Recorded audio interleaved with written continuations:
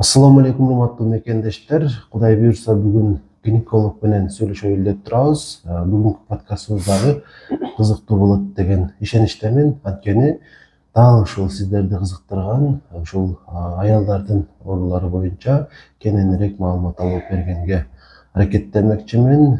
Сиздерге ушул жооп бергени Айнагүл эже 10 жылдык ушул аялдар менен ушул иштөө боюнча иш тажрыйбасы бар жана сиздерге жеткиликтүү маалыматтарды бере алат деген ишеничтемин.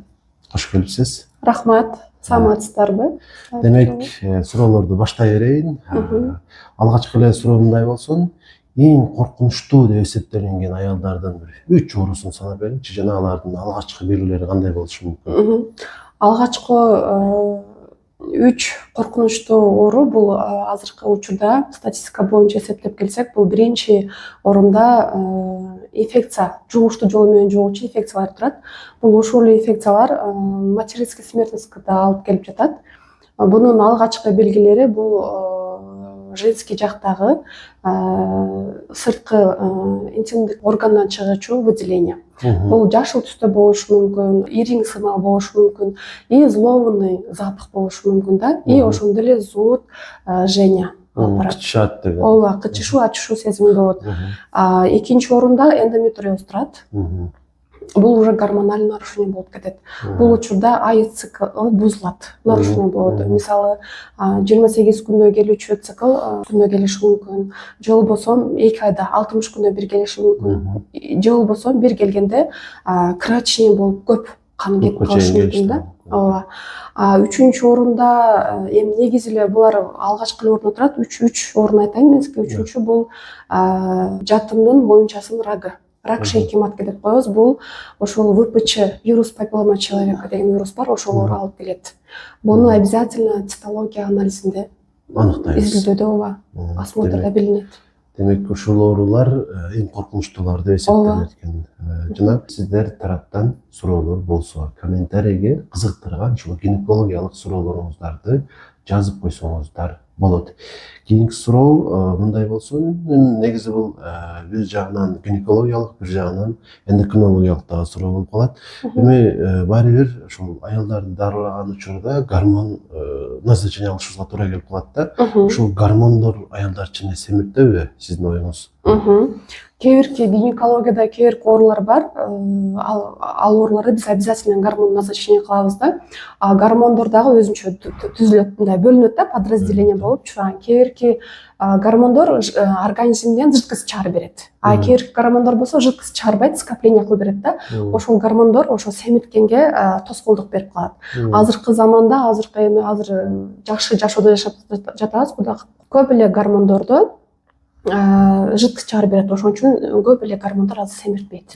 Демек, семиртүүчү гормондор азыр аз, аны колдонбой эле калдык. Демек, адам семирген болсо бул гормондун тиешеси жок, айыбы жок деп айтса. Ооба, тиешеси болуп калышы мүмкүн. Эгерде, например, первичная, вторичная бесплодие менен гормон алып жүргөн аялдарда болушу мүмкүн бир аз. Башка ооруларда андай эле бизде көрүнбөй жатат, статистикада жок.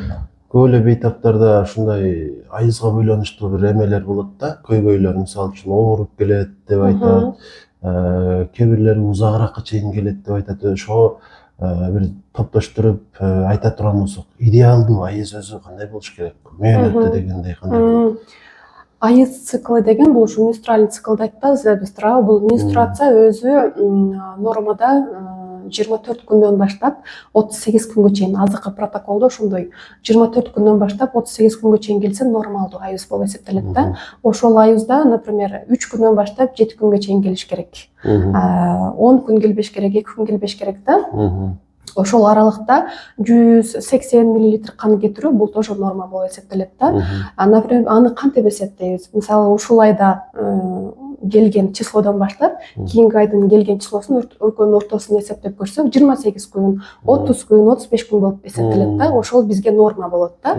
Айыз цикл келген учурда бели ооруп, ичи ооруп, көөнү айланып, кусуп жатып калбаш керек. Это не норма да. Буда обязательно воспалительный процесс болгондо, ошол эле жанагы торш инфекциялары, обычный инфекциялары козголуп калган учурда ошол ушундай симптомдорду берет да.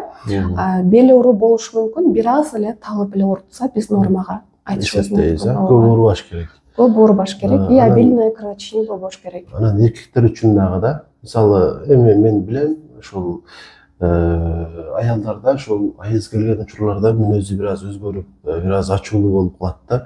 Ушуга чын эле эркектер сабыр кылыш керек. Кошумчасы болмос. Эми аял киши өзү негизи мындай назик аял болуп, аялдар негизи мындай назик болобуз да.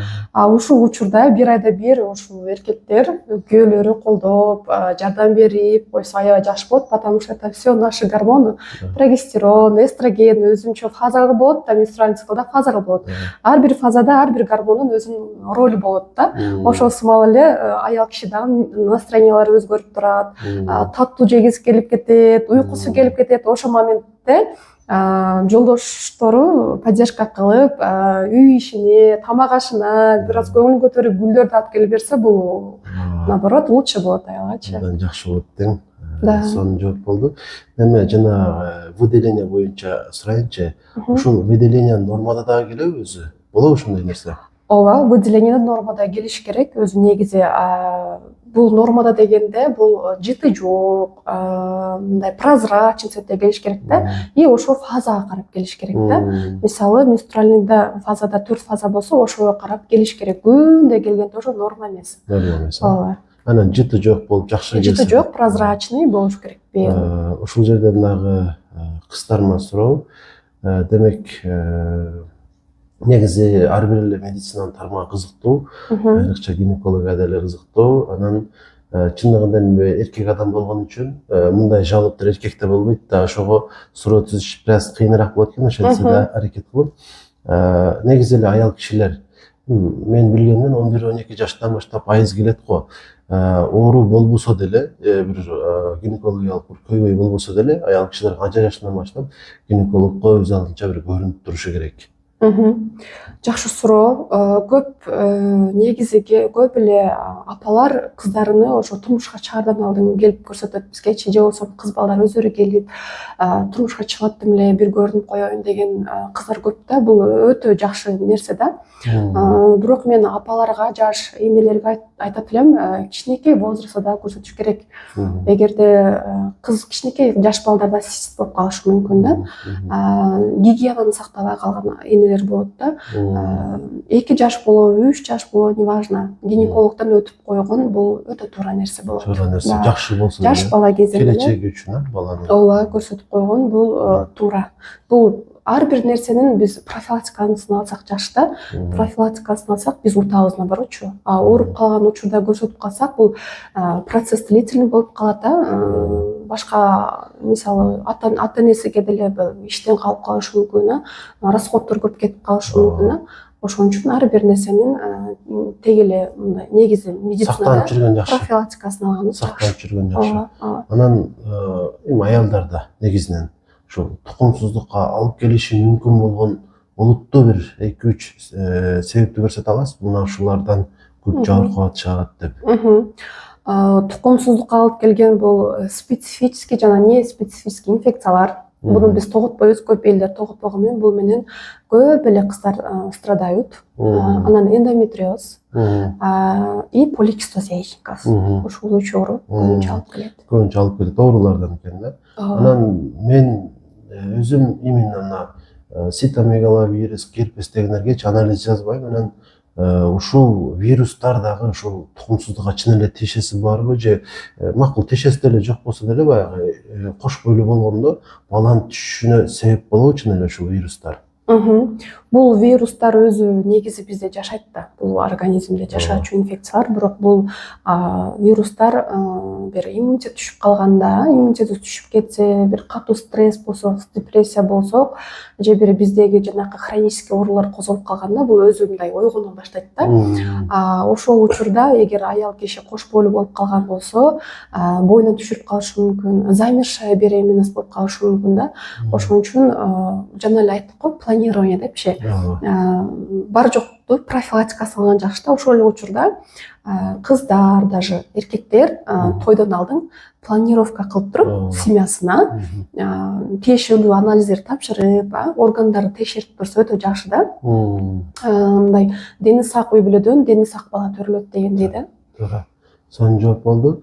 Анан мен билгенден көп эле аялдар дейм баягы врачка көрүнгөнгө келгенде бардык кагазын таштап коет да. Анан мен көп байкайм, көпчүлүктө миома деген нерсе чыга берет да. Ушул миома ракка айланышы мүмкүнбү, ыктымалдуулук канча сиздин оюңузча? Негизи миома деген бул гормональ нарушениеден келип чыга турган бул опухоль да, опухоль. Бул опухоль дагы 3кө бөлүнөт да. Ал опухоль бирок мен ушул убакка чейин эме кылдым, иштеп, мына стаж уже 9-10 жыл болуп калды. Ракка айланып кетти деп укпадым. Негизи ракка айланбайт. Ооба. Бунун миоманы деле алдын алсак, бул чоңойбойт. Бул миома чоңойбой эле бир калыпта эле тура берет. Мен билгенден витаминдерди ичпеш керек. Ошондон чоң. Да, комплексный витаминдер именно не только миоманы, башка жердебизде деле опухоль болсо, мисалы комплексный В группадагылар, С группалар аябай тез чоңойтат. Потому что бул именно опухольдор ошо витамин менен азыктанат да, ошон үчүн тез чоңоюп кетет. Ошон үчүн витамин ичпеш керек экен да. Негизи азыркы учурда мен ушу бейтапторго дээрлик сунуштабай калдым да витаминдердичи. Сен карап көрсөң, ар бир эле азыкта витамин бар да. Биз аны таблеткадан эмес, мындай табигый жол менен алганыбыз эле жакшы экен деп ойлойм. Туура. Боордун өзүндө эле канча витамин бар. Ошон үчүн табигыйсын эле алганыбыз жакшы. Анан дагы бир кызыктуу суроо мындай болсун. Климакс боюнча. Азыр эми климакс деле жашар атат деп айтып атпайбы? Анан адам алгач өзүнөн ушул климаксты кантип сезет, бир 3-4 белгисин айта аласызбы?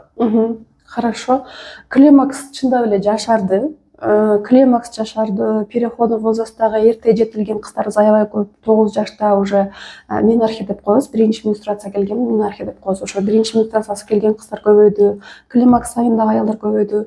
Мен 2 жыл мурун бизге 30 жаштагы айыл кайрылган, климактерический симптомдор менен кайрылган да. УЗИден көрсөк, действительно уже климакска учурап аткан мезгил экен да.